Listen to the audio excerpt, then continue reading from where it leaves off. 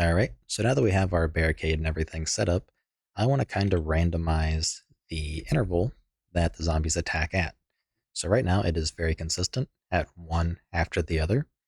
So you can see one, two, three, then again, one, two, and three. And to me, that just does not look very good. So in our attack barricade ability, we basically want to take this duration here and do a random float in range, and we'll do something like 0.25 and 5, and that'll take care of it.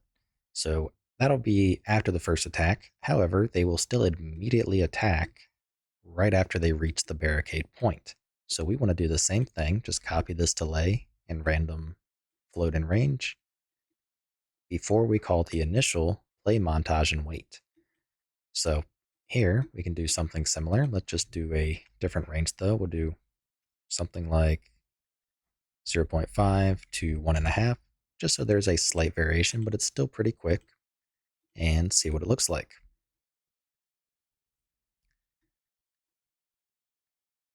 All right, so that was the duration.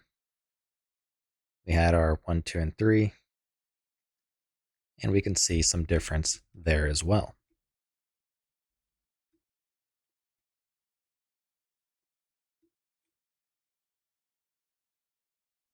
So the first 3 hits are going to always seemingly be consistent. You can see that had a different orientation and all of that. Then again, like normal, once it's broken, they enter the barricade and are good to go. So I just wanted to go ahead and get that out of the way, make that a little bit nicer because it was something that's very easy to do. And with that out of the way, I will see you in the next video. If you like what I'm doing and you want to help support me, you can find a link to my Patreon in the description below where you can get early access to this entire series.